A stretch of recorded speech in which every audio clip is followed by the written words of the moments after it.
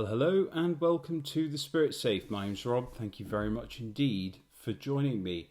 It's time for another classic single malt, one of the Classic Malts of Scotland from Diageo. It's Dalwhinnie 15-year-old. Now, this is one of the first single malts I actually bought. Used to be able to find it in the supermarkets in the UK where I was living at the time, and it was available in just about every supermarket, and it had this big 15-year age statement, which was quite rare at the time, and I dare say it's becoming rarer to find something with a 15-year-old age statement or an 18-year-old age statement in a regular supermarket. And this used to sell for maybe £30 or so, and sometimes it was an offer. And I used to pick it up because it had that big age statement. It was a single malt whiskey and it was affordable to me at the time. So I've bought this many, many times before, but not at all in the last 8 or 9 years until now. And the price now in BC, they're wanting about 105 Canadian for it, which I think is a little, quite a bit when you add the taxes and everything. It is bottled at 43% ABV. It's probably artificially coloured, and it's probably got some chill filtration going on as well. The packaging, I kind of like the scale of the carton. It's a bit on the flimsy side, and I do like the little dumpy bottle, but I have to say, in terms of the whole look and feel and get up, which has hardly changed, if at all, since I bought it, I do hate this very old hat packaging. It's probably the least cared for malt in terms of its packaging and get up and marketing. And the yellow label that looks like the ceiling in a smoker's house, just a little bit off-putting, that sort of nicotine yellow thing, and the swirly writing, the gold leaf. It's all a little bit old hat, but I do like the stumpy bottle that it comes in.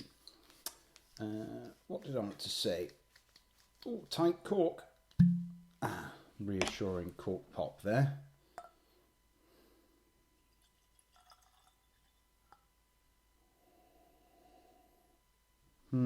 Exactly as I remember it. Honey and apples.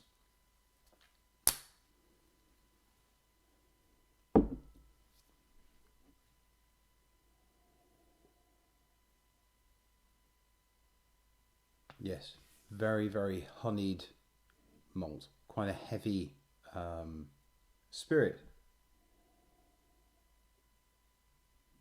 Apples, both red and green, some apple cider vinegar, a little bit of coal tar or carbolic soap.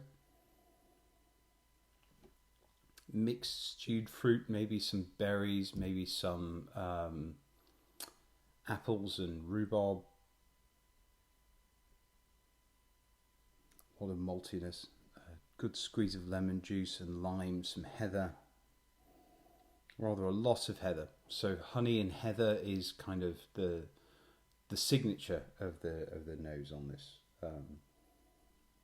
this single malt. Salted butter, a kind of creamed lemon, maybe limoncello or lemon curd.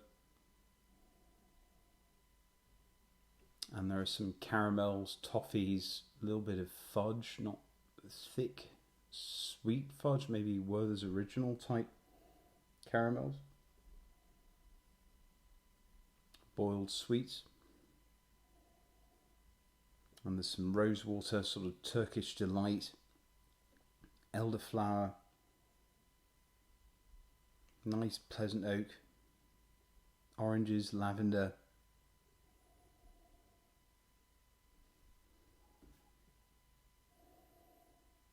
Yeah, honeyed,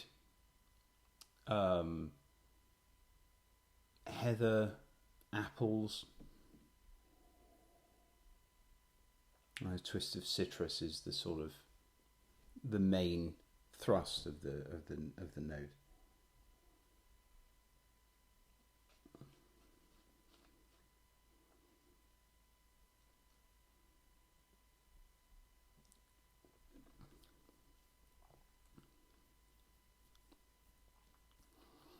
quite nice on the palate. There's initially a sharpness which is unexpected and which I never really detected before. Sharp citrus, but then it quickly gives way to that honeyed malt.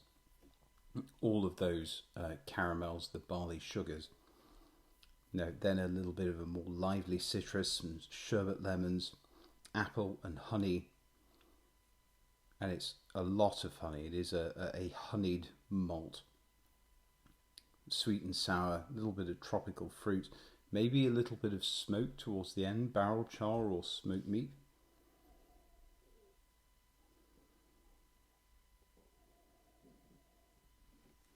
Give it a drop of water, half a teaspoonful, because we're only at 43. A little bit of oil starting to come out, so they haven't, I mean, Diageo usually do chill filter the life out of things. I'm sure they've done that here. But Dalwhinnie is one of the distilleries that uses worm tubs, actually. So they tend to get a heavier grade of spirit from that.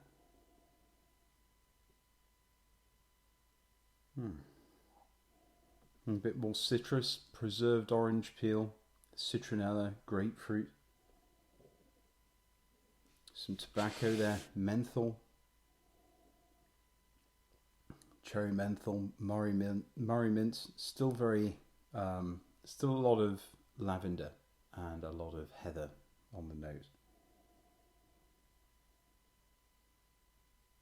Perfume, mint, ice cream, and kind of a sour apple that goes quite well with the menthol. Like sour apple and menthol, not something that usually goes together, but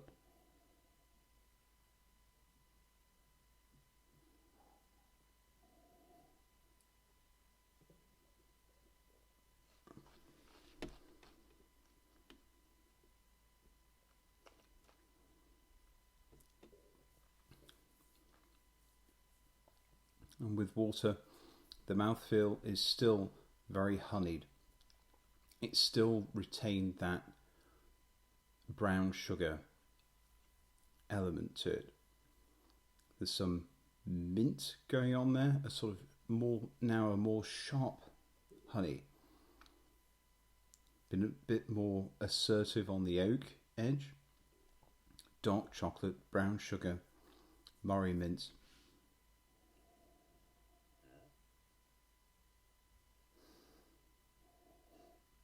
And the finish is of oak, toffee, salted caramel, nectarine stones, cacao, a sharp honey and peanut brittle.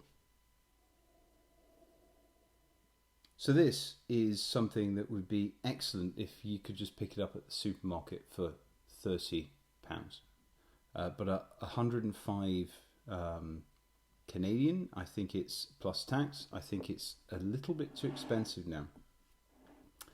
They've obviously kept the 15-year age statement, really because it needs 15 years in the cask, this particular spirit. I've never tried the Winter's Gold, the no age statement Dalwhinnie, and I frankly have no urge to do so, partly because I absolutely hate the packaging even more than I do the regular Dalwhinnie.